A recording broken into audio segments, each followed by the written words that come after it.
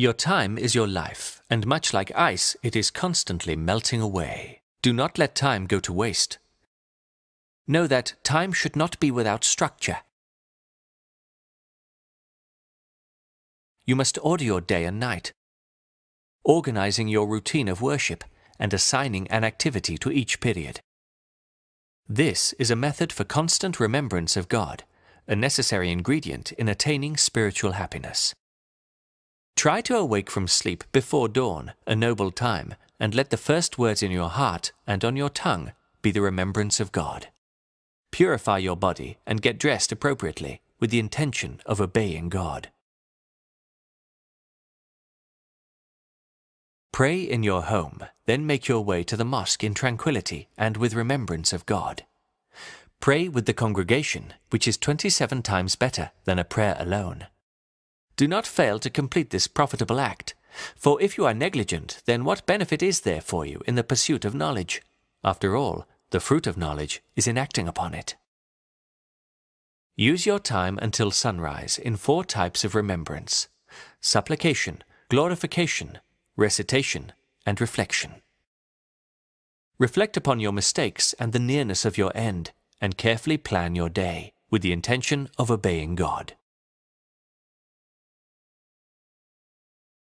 By the light of day, you should strive to occupy yourself with what benefits you in the hereafter. Use your time in one of 4 ways. The first is seeking useful knowledge. This is the best use of time and highest form of worship. Useful knowledge increases your God consciousness. If you are unable to acquire useful knowledge, use your time in extra prayers, or one of the 4 types of remembrance mentioned. The third use of time is to act in a way that will bring happiness to the hearts of believers, or make it easier for the righteous to accomplish good works, such as visiting the sick and feeding the poor. Finally, spending your time earning an honest living, to take care of yourself and your family, is also a form of worship. However, beware of worldly greed, for it will ruin your religion. When the sun turns red, try and spend your time glorifying God. The sun should set while you are seeking forgiveness. One must also set aside time for worldly necessities, family, and community. Before you sleep, review your knowledge. Do not end your day in entertainment, for actions are according to the last of them. Know that sleep is like death, and waking is like resurrection. Be ready to meet God by sleeping in a state of purity with your will. Psychology works. And if there was a Muslim psychologist like no other, it's Imam Ghazali. I give you one selection, from the Bidayatul Hidayah. He starts off by speaking about organizing your day, the hours of your day. He says you should not have anything that is, you should make sure that every moment of yours is accounted for. And all your activities are murattab and organized according to your timetable, and you should never you should never overcome that time and do something else in that time. You should keep it as particular as possible. And then he says, وَبِهِ تَظْهَرُ بَرَكَةُ الْأَوْقَاتِ. That is how you get barakah in time. Many of us are struggling with barakah in time and blessing in time. Our days just fly by. Our days just pass and we don't get anything accomplished. So he tells us that if you have your day organized, where you do everything in its allotted time, and he says, this is what he then says. He says, don't be like animals who do things as they come. كَيْفَ مَتَّفَقْ. Right? As they come along, they do it. So this comes along, okay, let me take care of this. Oh, that looks green, let's go there. That looks nice and fancy, let's do that. Have a time for everything.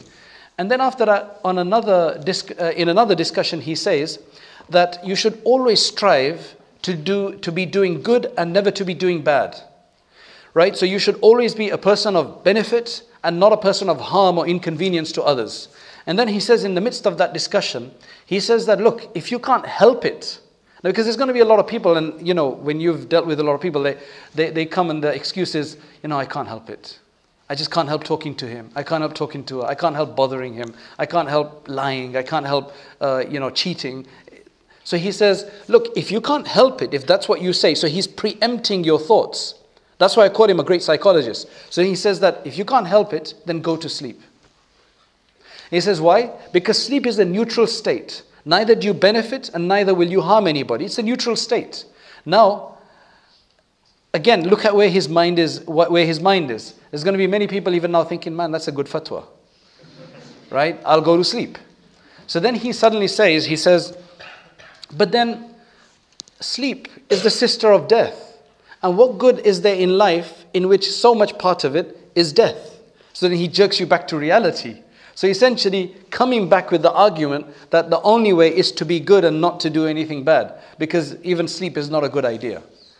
I just find him that he just talks to your heart. He just gets right to the bottom of things. He doesn't beat around the bush. He keeps it, gives it straight. سيد الكونين والثقلين والفريقين من عرب ومن عجم محمد سيد الكونين والثقلين والفريقين